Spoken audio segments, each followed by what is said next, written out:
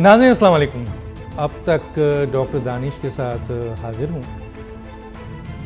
GHQ ने 6 senior तरीन जो टॉप के जनरल्स थे उनके नाम फॉरवर्ड किए प्राइम मिनिस्टर हाउस, और आज वज़ीर आज़म ने अपना आइनी इस्तेहक़ाक़ इस्तेमाल करते हुए उन 6 लेफ्टिनेंट जनरल में से 2 सीनियर मोस्ट लेफ्टिनेंट जनरल को 2 अहम तरीन ओहदे पे तैनात कर दिया। और ये इनकी तैनाती बड़ी अहसन मानी जा रही है। क्योंकि दोनों सीनियर मोस्ट जनरल जो थे उनमें से जनरल आसिम मुनीर को उन्होंने आर्मी चीफ और जनरल साहिर शमशाद को जॉइंट चीफ ऑफ स्टाफ नामज़द कर दिया।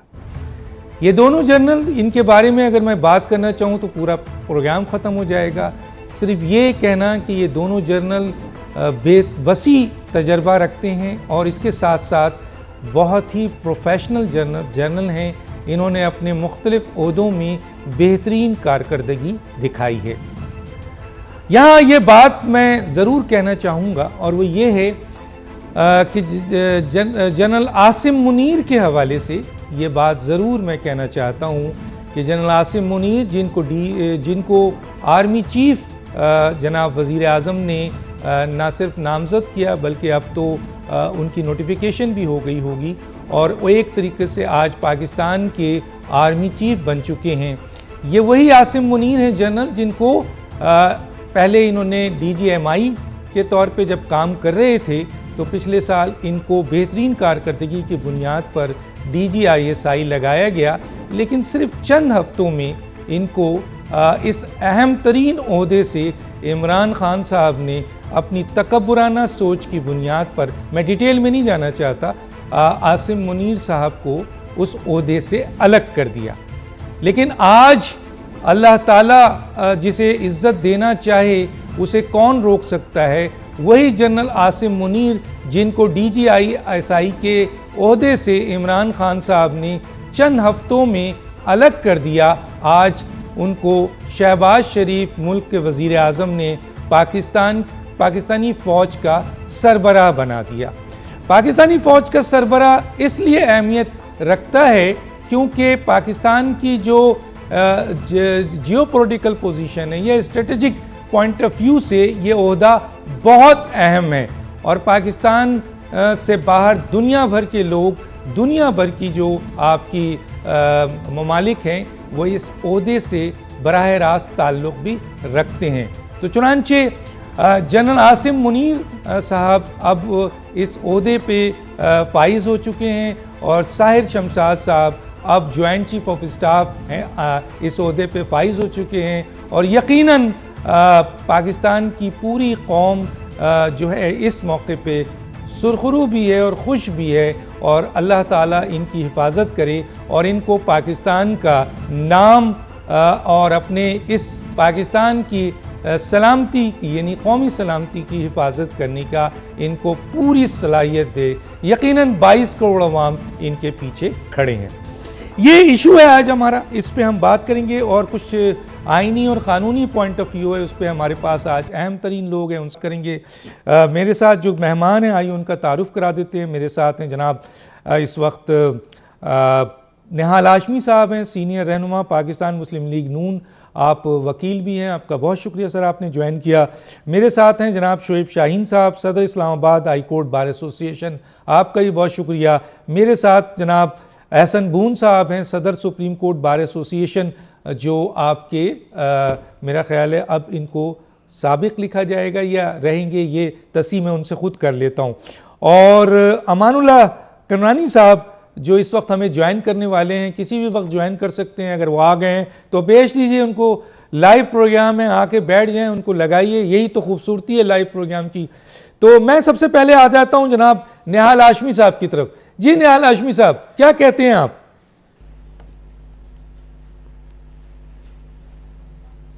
बिस्मिल्लाहिर्रहमानिर्रहीम।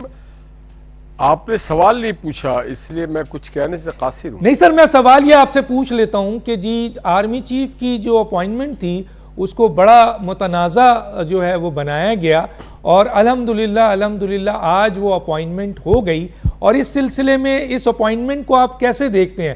पहले तो ये सवाल है, उसके बाद मैं आपसे आगे चल के ज़रूर ये पूछना चाहूँगा, और वो ये है कि इस अपॉइंटमेंट में भी रखड़े डाले गए। सदर पाकिस्तान ने अपनी आइनी हैसियत को यहाँ पर जो है पामाल किया और फाइल उठाकर इमरान खान साहब की तरफ चले गए जो पीटीआई के सरबराह हैं। तो क्या ये एक आइनी सही काम किया, या ये हलफ जो उन्होंने लिया था उसको पामाल किया? ये दोनों सवाल आपको जोड़ दिया सर मैंने। बिस्मिल्लाहिर्रहमानिर्रहीम। डॉक्टर साहब, कुछ सियासी तबका और कुछ मीडिया के तबके ने इसको एक हवा बना के कौम को और बहुत सारी चीजों को तकसीम कर दिया आर्मी चीफ के अपॉइंटमेंट को। It is a natural and regular procedure. आइन और कानून के मुताबिक ही ये हुआ है और होना भी चाहिए था, मगर कौम को हिजान में डालने में एक तबका है मीडिया का जो इसमें किरदार अदा किया। और ये कोई सियासी जमात का इलेक्शन नहीं हो रहा था कि कौन नॉमिनेट होगा कौन नहीं होगा। सिपा सालार पाकिस्तान आर्मी के, वो एक मेरिट की चीज है। और आप देखें कि मेरिट पे ही वजीर आजम शहबाज शरीफ साहब ने उनकी नामजदगी की है। तो इसको मैं समझता हूं पस्ता कद लोग और पस्ता कद वो मीडिया के लोग थे जिन्होंने इसको उछाल करके इतना बड़ा बैलून बना दिया। ये प्रोग्रेटिव था प्राइम मिनिस्टर का, वो जिसे चाहते ले आते। हाँ, प्राइम मिनिस्टर ने आज एक काम बहुत अच्छा किया कि उन्होंने अपने कैबिनेट के मेंबर्स को भी ऑन बोर्ड लिया। बाकी सब लोग बेगाने शादी में अब्दुल्ला दीवाना होते हैं। जितने भी आर्मी चीफ के लिए कैंडिडेट्स थे सारे बेस्ट कैंडिडेट थे। पाकिस्तान के आर्मी के वो सुरखैल थे, मगर होना दो ही को था, एक आर्मी चीफ और एक चेयरमैन। और उनमें से जो सीनियर मोस्ट है, जो मेरिट है, हम बुकला इसी बात को हमेशा से बात करते हैं कि मेरिट पे नंबर 1 जो है उसको लिया जाए। तो ये नंबर 1 को लिया गया। और जिन लोगों ने इसमें सियासी तकसीम और दीगर अपने सारे काम, मुल्क की जो मईशत है, मुल्क की जो सियासी इस्तेकाम है, रूल ऑफ लॉ की बात है, पार्लियामेंट की बात है, मेरिट की बात, उसको हमने एक तरफ करके इतना कुछ उजागर कर दिया। किसी ने कहा कि अब करप्ट लोगों को नहीं पकड़ा जाएगा, किसी ने कहा डाकू को पकड़। तो भाई, फौज का काम है सरहदों की हिफाजत करना, चोर डाकू पकड़ना ठीक पुलिस का काम है, एंटी करप्शन का काम है, ठीक नैब का काम है, एफआईए काम है। ये हमारे सियासी लीडरों को ये ख्वाब कहां से आ जाता है कि आर्मी चीफ जो है वो चोर पकड़ेगा? नहीं, ये आर्मी पकड़ेगी। आर्मी का काम ये नहीं है। और ये कल कह चुके बाजवा साहब ने भी इतराफे जुर्म भी कर लिया कि हमें नहीं आना चाहिए था। तो मैं ये समझता हूं जो हमारा सबसे इंपॉर्टेंट चीज है कि हम उनके साथ खड़े हैं। और बहुत सारे ऐसे भी लोग हैं, शाह से दादा शाह के वफादार, जो पाक फौज की हिमायत में रैली निकाले। भाई, पाक फौज के साथ सारी कौम खड़ी है, उसको किसी की हिमायत की जरूरत नहीं है। ये भी एक तकसीम करने का, ये जो छोटे छोटे लोग होते हैं ना, अपने छोटे छोटे, ठीक है सर, ठीक है बंद होना चाहिए। मैं आगे बात करूंगा, आगे बात करूंगा। हमारी जग हसाई होती है। जी सर, एहसन बुन साहब की तरफ आ जाता हूं। एहसन बुन साहब, आर्मी चीफ की अपॉइंटमेंट के हवाले से आखिर वो वक्त आया और फिर अपॉइंटमेंट कर दिया गया, इसको आप कैसे देखते हैं? लेकिन सर, यहाँ एक सवाल ज़रूर रखना चाहूँगा, क्योंकि कुछ बातें थीं कि ऐसा लग रहा था कि जो इमरान खान का बयान था, वो बयान आपके सामने देता हूँ कि जनाब सदर साहब जो हैं मुझसे मुशावरत करेंगे और आर्मी चीफ की अपॉइंटमेंट को मैं और सदर आइनी और क़ानूनी तौर पर खेलेंगे। और फिर हमने देखा कि जनाब वज़ीर आज़म ने आर्मी चीफ की अपॉइंटमेंट कर दी, जो आइन का आर्टिकल 243 का 4 है, उसके तहत उन्होंने अपॉइंटमेंट की। वो सामने है, बड़ा एहसन अपॉइंटमेंट थी। लेकिन उसके बावजूद सदर साहब फ़ाइल लेकर उनका जाना लाहौर, और इमरान खान जो एक सियासी जमात के सरबराह हैं, उनसे जाके मुशावरत करना और फिर आके दस्तखत करना, क्या उन्होंने अपने हल्फ की खिलाफ वर्जी की, अपने ओहदे को पामाल किया? सर, क्या कहते हैं एहसन बोन साहब? मैं डॉक्टर साहब, सबसे पहले तो आपकी तस्दीक कर दूं, सदर सुप्रीम कोर्ट नहीं, आप साबिक सदर सुप्रीम कोर्ट। या बहुत शुक्रिया सर, ये लिखने वाले ने गलत लिखा, मुझे यही डाउट था। मगर हमारे लीडर हैं, पूरे पाकिस्तान के लीडर हैं सर। एहसन बून साहब बड़े ग्रेट आदमी हैं, सारे पाकिस्तान के लीडर हैं। बहुत मेहरबानी। अच्छा, मैं सबसे पहले तो अर्ज करूं कि ये जो हमारी आर्मी चीफ की तैनाती थी और जो हुई है, मैं समझता हूं कि ये all is well that and is well. इसमें मैं इस हवाले से बात करूंगा, थोड़ी सी पॉजिटिव बातें करनी चाहिए हमें, क्योंकि मैं बुनियादी तौर पे समझता हूं कि बात यह है कि इस तैनाती को मुतनाज़ा कभी भी नहीं बनाना चाहिए था, क्योंकि ये एक जो आपने सबसे पहले एक लफ्ज बोला ना कि हमारी स्ट्रेटेजिक जो हमारी ज्योग्राफी के हवाले से प्लेसमेंट है पाकिस्तान की, जहां में ईस्ट पे हमारे इंडिया है, वेस्ट पे अफगानिस्तान है, नॉर्थ पे आप ईरान ले लें, और ऑलमोस्ट 3 साइड पे हमें, मैं बड़ी कैंडिडली बात करूं, कोई अच्छी ठंडी हवा नहीं आती। 4थी साइड पे हमारे दोनों के मुफादात हैं, और इसलिए मैं ये समझता हूं कि ये तैनाती किसी मजबूरी या किसी शौक में नहीं, ये तैनाती हमारी बका के लिए और सलामती के लिए इंतहाई अहम और अहमियत रखती है। इसलिए कुछ लोगों का इस तैनाती पे सियासत करना, मैं ये समझता हूं कि ये मुल्की मुफाद के मुनाफी है, अदारे के वकार के मुनाफी है, और ऐसी तैनातियों को, और ये पता क्यों है कि जब हम सिर्फ और सिर्फ इस अदारे की तरफ देखते हैं अपनी प्रमोशन के लिए, अपने सियासी मुफादात के लिए, आपको इलेक्टेबल शामिल करने के लिए, इलेक्शन में आरटीएस के जो बायो साहब ने कल बात की, ये सारी चीजों को, तो फिर आप भागते हैं कि जी हम ये तैनाती जो है वो अपनी मर्जी से करेंगे। ये मैं समझता हूं कि जैसे मोहतरम इमरान खान साहब की ये स्टेटमेंट थी कि मैं इनको नहीं करने दूंगा, फलां को नहीं करने दूंगा, मैं समझता हूं कि कोई भी, he is a former prime minister of this country और एक पार्टी के सरबराह हैं और बड़ी पार्टी के सरबराह हैं, मैं समझता हूं कि उनको ये कभी नहीं कहना चाहिए था कि प्राइम मिनिस्टर का ये इख्तियार नहीं है। तो इसलिए कि ये आईन हमारा इजाजत देता है, इससे आईन से हट के जो भी बात करेगा कोई, वो अनकॉन्स्टिट्यूशनल होगी, कॉन्स्टिट्यूशनल डेविएशन होगी। इसलिए मैं समझता हूं कि इस तैनाती को जो मुतनाज़ा भी बनाया गया, वो मैं समझता हूं मुल्की मुफाद के मुनाफी नहीं, मुनाफी की बात नहीं। आज जब हो गई है, और मैं समझता हूं कि ये पॉलिटिशियंस का एक पॉलिटिकल प्रेशर होता है, वो अपने मुफादात की निगरानी के लिए, अपने मुफादात की निगहदाश्त करने के लिए उन्होंने अपने लेवल पे उन्होंने प्रेशर दिया, लेकिन शायद गवर्नमेंट ने वो प्रेशर नहीं लिया, और अल्टीमेटली उस तैनाती को उन्होंने अगर मान भी लिया, तो मैं समझता हूं कि all is well that and is well, कि आज भी मैं प्रेसिडेंट साहब को, डिस्पाइट द फैक्ट, जो मैं आपकी बात का उसको थोड़ी सी बात रिप्लाई कर देता हूं। आर्टिकल 41 जो है कॉन्स्टिट्यूशन का, वो प्रोवाइड करता है प्रेसिडेंट की जो हैसियत है, he is head of the state और फेडरेशन की यूनिटी को रिप्रेजेंट करता है, he is father of the nation. उस हवाले से द मोमेंट प्रेसिडेंट और the governor he takes oath, thereafter he is not member of any political party। ये मैं उसकी हैसियत जो आइन की तनाजर में, हमारे केस लॉ के तनाजर में है, मैं वो डिफाइन कर रहा हूं। इसलिए प्रेसिडेंट किसी पॉलिटिकल पार्टी को रिप्रेजेंट नहीं करता, वो स्टेट को रिप्रेजेंट करता है, वो उसमें कोई पार्टी हो, जो भी हो, हर उसका फादरली एक रोल है।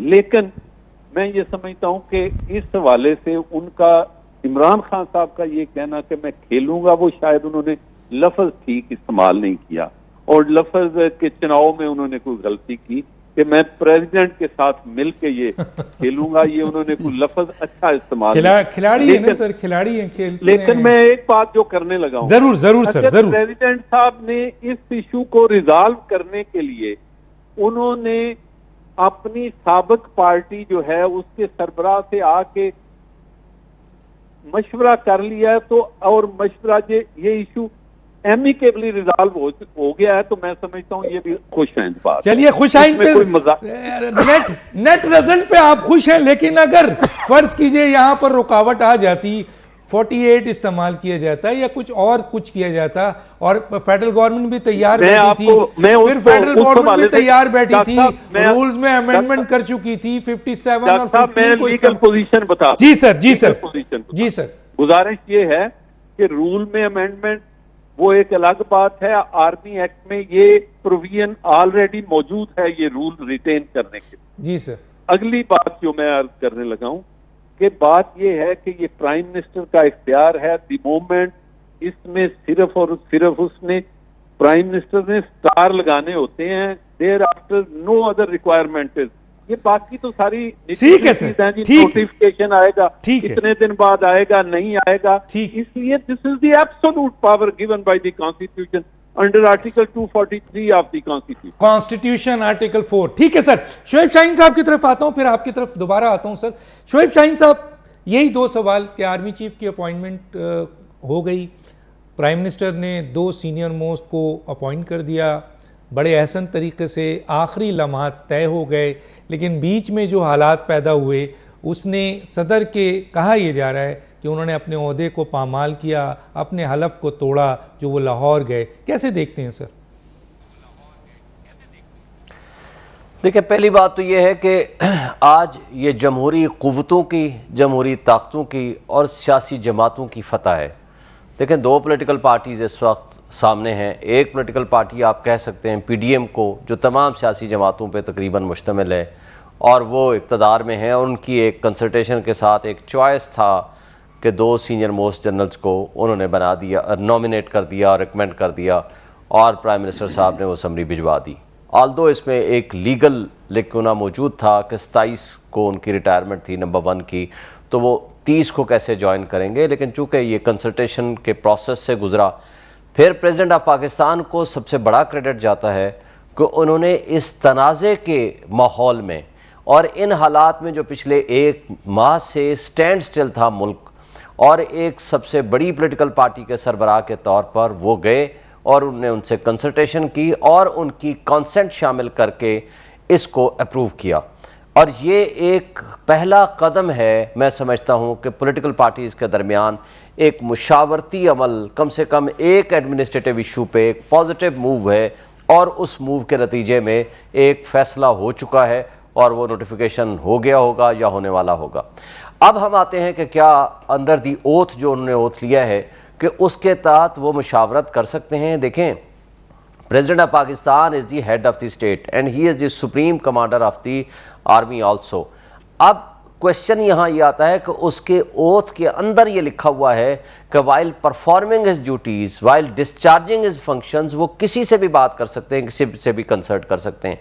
चूँकि ये तमाम पॉलिटिकल पार्टीज़ में से किसी भी पॉलिटिकल पार्टी, 2 चूँकि पॉलिटिकल पार्टीज़ इस वक्त एक बरसरे इक़्तिदार है जिसमें तमाम जमातें शामिल हैं, छोटी एक आध जमात को छोड़ के, दूसरी पॉलिटिकल पार्टी जो है वो है जो फेडरेशन की सबसे बड़ी पार्टी है, मैं समझता हूँ, वो है PTI इमरान खान साहब। उन्होंने दोनों पार्टी, एक की चॉइस थी और दूसरे की कंसेंट ले ली।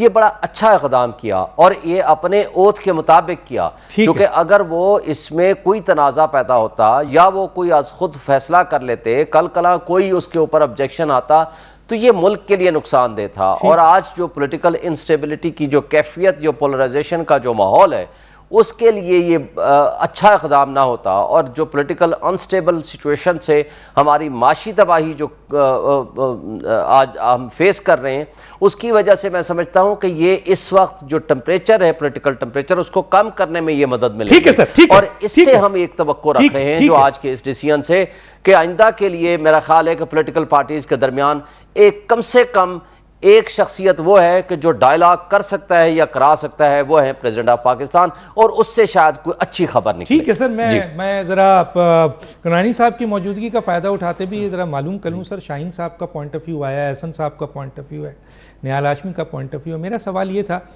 कि चलें, ये तो एंड तो बहुत ही अच्छा हुआ और यही होना चाहिए था, क्योंकि प्राइम मिनिस्टर 243 के तहत इस्तेहकाक रखते हैं। उन्होंने जब अप्रूवल दे दी तो सदर उसमें एक नुक्ते का ना इजाफा कर सकता है ना कमी कर सकता है। आइन का आर्टिकल 48 है जिसके तहत वो 25 दिन के लिए खेल सकते हैं, जो खेलने की बात की गई थी, लेकिन उसके बावजूद भी वही फैसला होता जो कि अब रिटेन की बात थी कि जी कोई ऐसी कोशिश की जाती तो फेडरल गवर्नमेंट ने भी रूल्स में अमेंड कर लिया था और आर्मी एक्ट में भी रिटेंशन की जो मौजूदगी थी।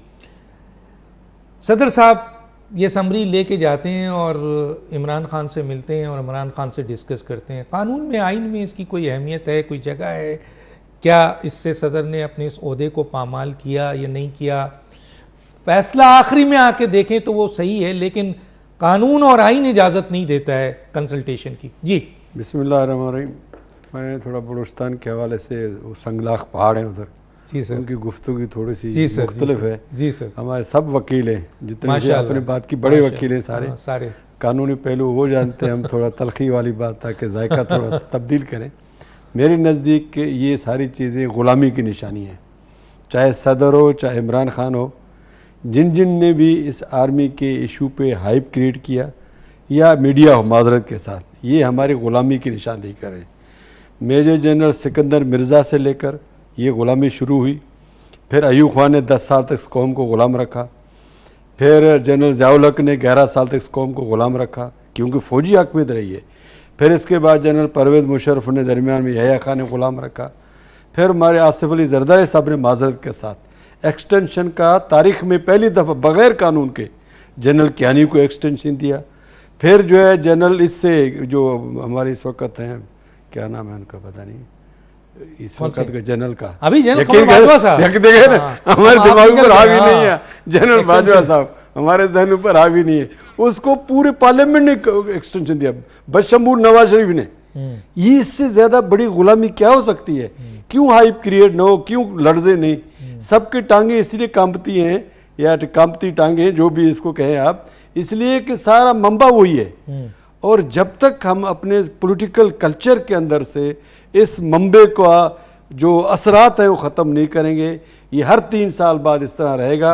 मेरी तो ये तजवीज़ है, बाकी बहस अपनी जगह पर। सबसे पहले अगर कोई गैरतमंद, मैं गैरत दिला रहा हूँ, गैरतमंद कोई हुकूमत, कोई पार्लियामेंट है, सबसे पहले इस एक्सटेंशन के प्रोविज़न को आज से ख़त्म करे, ताकि और फिर वही जो जजेस का कानून है सुप्रीम कोर्ट के लिए, जजेस का भी चीफ जस्टिस सीनियर मोस्ट है, उसमें पहले से पता होता है कानून कि कौन आ जाएगा। और अगर बंदा डिस्क्वालिफाइड है तो उसको लेफ्टिनेंट जनरल न बनाए। हाँ, तो आप ही सियासी लोग जो हैं तो वो ये नहीं करते हैं ना एग्जैक्टली, ये आप इसलिए नहीं करते हैं कि ये कमांड आपके पास रहे। आप अपनी गलती क्यों नहीं मानते हैं? आप लोग गलत हैं जिन्होंने फौज को कॉल किया और कहा कि इसकी टांग खींचो और मुझे लेकर आओ। क्या ये काम आपने नहीं किया? बिल्कुल गलत। तो आप सिर्फ एक तरफ क्यों जाते हैं सर? अपनी पॉलिटिकल तो मैं सियासी जमातें गुलाम तो शर्मिंदा करें सर। नहीं, वो शर्मिंदा हैं और उन्होंने मैंने आपको मिसाल दी, यानी बगैर कानून के जनाब आसिफ अली जरदारी साहब पीपल्स पार्टी ने उसको एक्सटेंशन दिया। उस वक्त कानून बेनज़ीर की टांग किसने खींची? और इसके बाद नवाज शरीफ की टांग किसने खींची? इसके बाद जो है आप समझते हैं कि सब बाजवा को किया है? पार्लियामेंट ने एक्सटेंशन दिया, पूरे पार्लियामेंट ने बाजमात।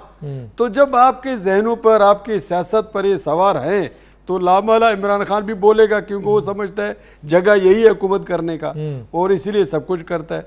सदर साहब ने भी सूरी की तरह आवड़ियाँ जावड़ियाँ की, उसका ख्याल था मैं बच जाऊंगा, मगर जाहिर बात है ये तो ऐसे सादा बात नहीं है। 111 सदर साहब ने पहले भी दो तीन दफा गैर आईनी काम किया है। एक तो सुप्रीम कोर्ट का ऑर्डर मौजूद है सर, सुप्रीम कोर्ट का ऑर्डर है अदम एतमाद की तहरीक में वजीर आजम के गैर आईनी इकदाम पर सदर ने जो है असम्बली डिसॉल्व की। ये तो सुप्रीम कोर्ट ने कहा, मैंने तो नहीं कहा। फिर इलेक्शन कमीशन के 2 मेंबरान को इस इमरान खान के कहने पर उन्होंने डायरेक्ट अपॉइंट कर दिया, ये भी इन्होंने गैर आईनी काम किया जिसको सुप्रीम कोर्ट ने रिजेक्ट किया। मैं तो एक छोटा सा ब्रेक ले लूं, फिर आपके पास दोबारा आता हूं। नाज़रीन, एक छोटा सा ब्रेक, फिर वापस आते हैं।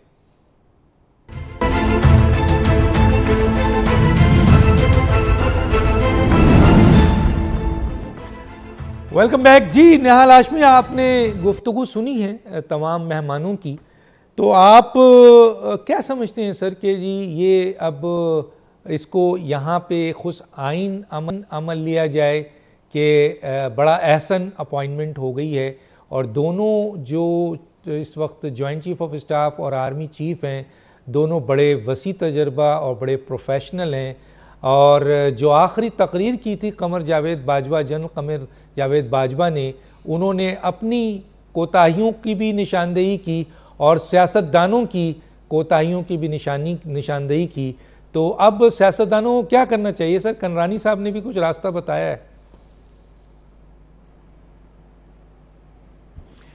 मैं आपके प्रोग्राम को बड़ा इंजॉय किया, बहुत अच्छी बातें मुख्तलिफ डाइवर्सिटी के साथ आई।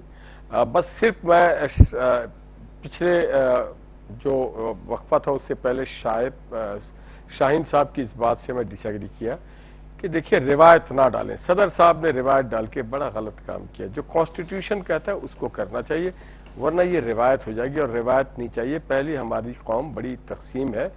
अब जो आपने बात की, जो बाजवा साहब ने बात की सियासतदानों के हवाले से, उन्होंने ना पूरा सच बोला ना पूरे झूठ बोली। उन्होंने बहुत कुछ इतराफ तो जरूर कर लिया है, मगर मैं समझ नहीं सका कि सन 71 में पाकिस्तान में कोई सियासी जमात की कोई हुकूमत नहीं थी। एक कंटिन्यूटी थी अयूब खान से लेके यहिया खान तक, तो वो सियासतदानों पे नहीं डालना चाहिए था। ये एक नामुनासिब सी बात थी और बहुत सारी चीजों का उन्होंने इतराफ कर लिया। चले हम उस पर बात नहीं करते। अब बात करने को बहुत लंबी बातें की जा सकती है। बात करने को जैसे इमरान खान साहब ने जिस तरह से कहा कि हम खेलेंगे इससे, भाई पाकिस्तान के दिफा से खेलने की इजाजत कौम किसी को नहीं दे सकती। जैसे बाज लोग पाक फौज की हिमायत में रैली निकालते, भाई मुखालिफ कौन है जो आप हिमायत में निकाल रहे हैं? पूरे मुल्क की अफवाज है, ये कौमी अफवाज है, इसके लिए ना मुखालफत होना चाहिए ना हिमायत होनी चाहिए। आप किरदार की बात करें, ठीक है, अयूब खान, यहिया खान, जैसे काजी फैज ईसा ने कहा है, बिल्कुल करना चाहिए। अयूब खान को भी करना चाहिए, यहिया खान को भी करना चाहिए, बाजवा साहब के भी किरदार पे बात होनी चाहिए, रिया साहब के ऊपर भी होनी चाहिए, और सियासतदानों के किरदार हर उस सियासतदान पे भी होनी चाहिए, उसके किरदार पे यस बिल्कुल बिल्कुल होनी चाहिए। पार्लियामेंट पे नहीं होनी चाहिए, जमहूर पे नहीं होनी चाहिए। सियासतदानों के किरदार पे बात करें, जजों के ऊपर किरदार पे बात करें, करे साकिब निसार पे, चौधरी निसार पे, चौधरी मुनीर पे या खोसा साहब पे करें बात। क्या इन्होंने इस मुल्क का बेड़ा गर्क कर दिया? क्या कुछ नहीं किया। जो आरटीएस कैसे बैठ गया था, कैसे इमरान खान साहब ने तो एक ऐसी हरकत कर दी जो किरदार पे बात करना लाजिम बनता है कि जनाब हम इनकी मदद से एमएनएस पूरे करते थे, इनकी मदद से हम बजट पास कराते थे, इनकी मदद से हम ये करते थे, ये खामोश क्यों बैठे रहे? कोई इनको बताया? आप सियासतदान है, आइन और कॉन्स्टिट्यूशन में आपने हलफ लिया, आप साबिक वजीर आजम रह चुके हैं, आप किस हैसियत से, किस नाते से, किस मुंह से आप अफवाज को दावत देते हैं कि आप आए? और अगर वो नहीं आते तो फिर आप उनको कभी मीर सादिक कहते हैं, मीर जाफर कहते हैं। आप पूरी दुनिया में हमारी जगहसाई, इसके माने ये मुझे महसूस होता है कि ये अपनी सियासी गेन के लिए नहीं कर रहे, ये पाकिस्तान को तकसीम करने के लिए कर रहे हैं। और कोई बैरूनी एजेंडा जो पाकिस्तान के दुश्मन चाहते हैं कि पाकिस्तान में इस्तेहकाम न हो, यहां पे डिस्कस होना चाहिए पाकिस्तान के मईशत के इस्तेहकाम के लिए, जमहूरी इस्तेहकाम के लिए, पाकिस्तान के हालात को बेहतर बनाने के लिए, रूल ऑफ लॉ को बेहतर करने के लिए बड़े सारे काम है। ये वीगो कल्चर, डाला कल्चर खत्म होना चाहिए, मिसिंग पर्सन का कल्चर खत्म होना चाहिए। इस पे बात की जाए। ठीक कहते हैं बलूचिस्तान के लोग, कंगरानी साहब ठीक कहते हैं, इस पे संजीदगी से आज बात होना चाहिए। चार्टर ऑफ पाकिस्तान पे, चार्टर ऑफ इकोनॉमी पे बात होना चाहिए। ठीक है। 24 को लोगों की इससे कोई दिलचस्पी नहीं, उनको एक वक्त की रोटी की लाले पड़े हुए, लोगों के दवाइयों के लाले पड़े हुए। खान साहब तो भूल गए कि लोगों की दवाई। सर अब आप हुकूमत आपकी है सर, रैलीज में जिनके सर अब आपकी हुकूमत है सर, खान साहब तो चले गए, अब हुकूमत भी तो आपकी है। हुकूमत हमारी, हमने अपनी हुकूमत में, हमने अपने हुकूमत में शहबाज शरीफ साहब ने, सुने शहबाज शरीफ साहब ने बैरूनी दौरे भी किए, शहबाज शरीफ साहब ने सैलाब को भी देखा, शहबाज शरीफ साहब ने अंदरूनी बातें भी की। बात सारी ये है कि हमारी हुकूमत की जो जिम्मेदारी हमें मिलती है और लॉ एंड ऑर्डर बेहतर है। मैं ये समझता हूं इस मुल्क में 2 फॉरेन, ठीक है सर, टाइम नहीं है, 4 गेस्ट है, मुझे थोड़ा टाइम देना है। एहसन बून साहब मैं आपकी तरफ आता हूं। सर क्या समझते हैं सर, जनरल कमर बाजवा साहब की, मैं जरा वहां बड़ी जबरदस्त स्पीच थी सर, पहली दफा उन्होंने उन चीजों की निशानदेही की जिसको आज तक किसी ने भी नहीं की थी, और आप भी वही बात जो आखिरी में कहा कि जनाब पॉजिटिव चलना चाहिए। तो सियासतदानों को अब क्या करना चाहिए सर, चाहे वो इमरान खान हो, चाहे वो पीडीएम हो, चाहे वो नवाज शरीफ हो, चाहे वो आसिफ जरदारी हो या और कोई लोग हो? मैं सबसे पहले तो अर्ज करूं, जब हम बहैसियत वकील और वकीलों के नुमाइंदे के तौर पे बात करते हैं तो हम तमाम पॉलिटिकल एफिलिएशन से बालातर होकर बात करनी चाहिए और करते हैं। हमने पहले दिन से हमेशा ये कहा है कि तमाम पॉलिटिकल पार्टीज को इस निज़ाम को बचाने के लिए, आइन की बालादस्ती के लिए, कानून की पासदारी के लिए मिल बैठकर कल्चर ऑफ टॉलरेंस जो है वो पैदा करना चाहिए। लेकिन मैं बहैसियत एक पॉलिटिकल वर्कर के, मैंने जो तूफान बदतमीजी, माफी से ये मैं लफ्ज इस्तेमाल कर रहा हूँ, मैंने पिछले कोई तकरीबन 8-10 माह में देखा है, या पिछले 2-4 साल, ये कभी नहीं हमारी होश में आया। मैं ये आपको, एक दूसरे को गंदे लकब देने, गंदी बातें करनी, मैं समझता हूं कि ये इंसानी वकार के भी मुनाफी है। हम अपने आने वाले बच्चों को क्या तालीम दे रहे हैं, हम अपने अदारों को क्या दिखा रहे हैं।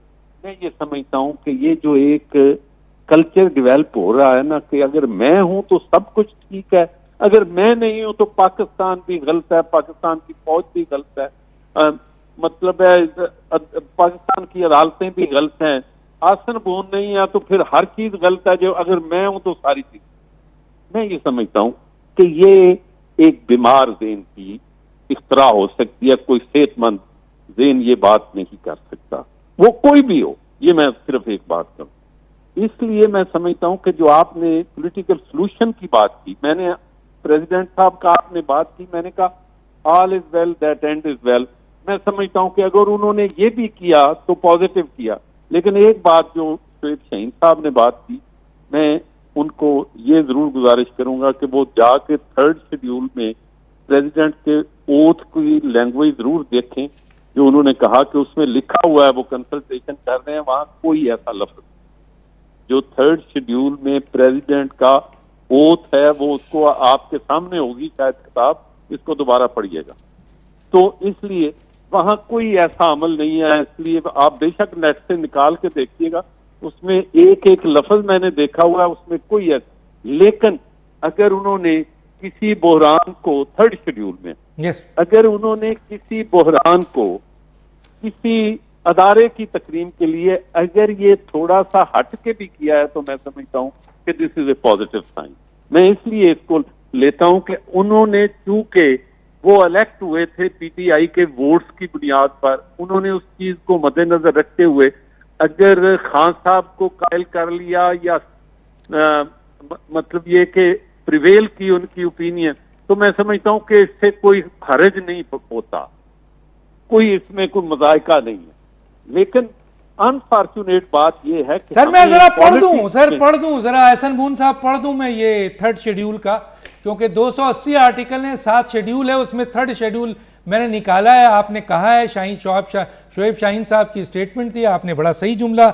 President 3rd schedule oath of office है, उसमें लिखा हुआ I do solemnly swear that I am a Muslim and believe in the unity and offense of the Almighty Allah, the books of the Allah, the Holy Quran being the last of them, the prophethood of Muhammad, peace be upon him, as the last of the prophet, and that there can be no prophet after him, the day of judgment and all the requirement and teaching of the Holy Quran and Sunnah, that I will bear true faith and allegiance to Pakistan, that as President of Pakistan I will discharge my duties and perform my function honestly to the best of my ability, faithfully in accordance with the Constitution of the Islamic Republic of Pakistan and the law, and always in the interest of the sovereignty, integrity, solidarity, well-being and prosperity of Pakistan। ये sir आपने सही कहा इसमें कि इसमें तो वो जुमला नहीं है जो शोएब शाहीन ने कहा था। जी एहसन बून साहब। भी है, इसको कंप्लीट में पढ़ देता हूं। आगे है, and that I will not directly or indirectly communicate or reveal to any person any matter which shall be brought under my consideration or shall become known to me as President of Pakistan। Sir ये आखिरी line बड़ी important है, except as may be required for due discharge of my duties as President। मैं बात सुने, except as may be required for due discharge of my duties as President। कहाँ है sir, कहाँ है ये? आप मेरे पास है, मैं आपको कॉपी मेरे पास भी है सर। कहाँ है एहसन बून साहब, क्या कहते हैं? आपके पास इनकम्प्लीट होगा, इनकम्प्लीट होगा।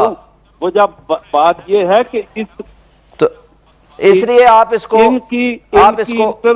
इंटरप्रिटेशन हाँ शाहीन साहब की इंटरप्रिटेशन में ये है, मर्जी की, ये भी उसी तरह की जिस चीज को रिप्रेजेंट करते हैं, ये भी इंटरप्रेट उसी तरह ही करते हैं, ये भी जिनके फॉलोअर है ना। मुझे एक चीज बता दें डॉक्टर साहब, बून साहब से एक सवाल करें कि भाई क्या इलेक्शन गुजर प्रेसिडेंट गया, ऑफ पाकिस्तान शाहीन के साहब, मैं हेड आपको ऑफ बताऊं, स्टेट ये एक पॉलिटिकल follower है ना, पार्टी। अक्टूबर में ये बहस मैं करेंगे। सवाल कर लेता हूं, मैं खुद सवाल कर लेता हूं। अजराहे तफन्नन मैं आपको बताऊं, जी सर। अजराहे तफन्नन। यस सर, बोलिए। बात ये है कि ये अल्लाह ताला मेरा छोटा भाई है, इसको सेहत जिंदगी दे शोएब को। ये इसने नया काम अभी पॉलिटिक्स में शुरू किया है, इसे नहीं पता कि ये ये अच्छे आदमी है सर, नहीं बहुत नहीं, अच्छे मैं हैं। पॉलिटिक्स नहीं कर रहा, मैं इंटरप्रेट कर रहा मुझे हूँ। खुशी है कि देखें बूंद साहब, मेरी बात सुन लें, मुझे आप बता दें इसको। कर रहा है, लेकिन मैं बात सिर्फ टीवी पे बैठ के नहीं नहीं, मैं चले शाहीन साहब अपना मैं पॉइंट नहीं ऑफ व्यू करना दीजिए चाहता। आखिरी। बूंद साहब, सर, आप सर, खुद सर, मुझे हाँ, इसकी जी शाहीन साहब interpret आखिरी करते पॉइंट हैं। ऑफ व्यू दीजिए। यस शाहीन साहब आखिरी पॉइंट ऑफ व्यू। जी पहली बात तो ये बूंद साहब ने जो फरमा रहे थे ना, मैं आपको आखिरी लाइन पढ़ के बता रहा हूं, except as may be required for the due discharge of my duties as president. ये प्रेरोगेटिव है प्रेसिडेंट का कि किसी से भी मशवरा कर सकते हैं, और अगर मशवरा sitting prime minister of Pakistan एक कन्विक्टेड और एब्सकॉन्डर से मशवरा करना अपने लिए बेहतर समझते हैं, तो प्रेसिडेंट ऑफ पाकिस्तान सर देखें, supreme commander and head of state वो कर सकते हैं। सर वो जो प्राइम मिनिस्टर ने अगर मशवरा भी किया तो वो फैसले से पहले किया, फैसले के बाद जब चला गया सदर साहब के पास, फैसले के बाद हो या फैसले से पहले हो, किसी भी आप ऑफिशियल ड्यूटी में अपने ड्यूटी डिस्चार्ज करने में प्रेसिडेंट ऑफ पाकिस्तान का प्रेरोगेटिव है, वो कर सकता है, उसके लिए कोई पाबंदी सर नहीं है। आपका पॉइंट ऑफ व्यू, चले सर ये आपका पॉइंट ऑफ व्यू है, आपका मैं आगे चलते हैं शाहीन साहब, आपने मैं आगे चलते हैं किया है, एहसन बून साहब नहीं मानते हैं, मैं कनरानी साहब से पूछ लेता हूं, मैं कनरानी साहब से पूछ लेता हूं, एक छोटा सा मैं 1 मिनट मुझे दे वापस आता हूं, फिर अच्छा कंटिन्यू कर लेते हैं। जी शाहीन साहब आखिरी जुमला, फिर मैं कनरानी साहब की तरफ जाता हूं। जी मैं कंदरानी साहब की बात को एग्री करता हूं कि जो उन्होंने कहा कि एक्सटेंशन नहीं होनी चाहिए, ये कैंसर है, ये शुगर कोटेड कैंसर है, पार्लियामेंट को चाहिए और तमाम जो पॉलिटिकल पार्टीज माजी में बैठ के जो इन्होंने ये एक्सटेंशन वाला कानून पास किया, दैट इज रॉन्ग। ठीक है, इसको फौरी तौर पर खत्म होना चाहिए। ये अच्छा सही है, मैं कनरानी साहब से बात कर लेता हूं। हमारी इस्टेब्लिशमेंट का रोल हमारी सियासत से बाहर नहीं होगा। एहसन बून साहब और ये जो देखिए, मैं एहसन बून साहब और शोएब शाहीन साहब के दरमियान में ना जजमेंट दे सकता हूँ ना सालिसी करा सकता हूँ। नहीं सर मैं अपना पॉइंट ऑफ व्यू आप अपना पॉइंट ऑफ व्यू दे दीजिए, इसको इंटरप्रेट अपने बलूचिस्तान का हवाले दूंगा, आप इसकी तशरीह कर दें। वो दोनों मेरे भाई हैं, नहीं सर दोनों, हम लेकिन तशरीह तो टीवी में हम आकर सर ये थर्ड शेड्यूल क्या कह रहे हैं? थर्ड शेड्यूल में देखें, सदर का जो एक ऑफिस है वो फेडरेशन का ऑफिस है। अब एक ज़माने में आपको याद होगा गुलाम ईसा खान होते थे, तो बड़ा हॉस्टाइल माहौल होता था उन दिनों में। अगर आपको याद हो, मियाँ नवाज शरीफ सूबा पंजाब के वज़ीर आला थे और मरकज़ में मोहतरमा बेनज़ीर साहिबा थी, नवाब बुगटी वज़ीर आला थे बलूचिस्तान के, और ये दोनों अपोजिशन IGI उन्होंने बनाई थी, याद है? Yes sir. तो मगर गुलाम एहसान की शख्सियत ऐसी थी, वो दोनों से राब्ते में रहता था। कॉन्स्टिट्यूशन क्या कहता है? नहीं, ये टाइम नहीं है, मैं अर्ज कर टाइम नहीं है, मैं अर्ज करता, गुजारिश है, एक लिहाज से तो वो जो मुशावरत है वो सही है, मगर जो आपने बात की मैं आपसे इत्तेफाक करता हूँ, फैसले के बाद नहीं करना चाहिए। वजह ये फिर तो उस हल्फ की खिलाफ वर्जी में आता है कि डिस्क्लोज किया उसने, डिस्क्लोज किया, जब उसके पास फाइल आ गई सील शेयर की है, चाहे इमरान खान हो चाहे कोई भी हो, भी हो, तो ये हल्फ की खिलाफ वर्जी है।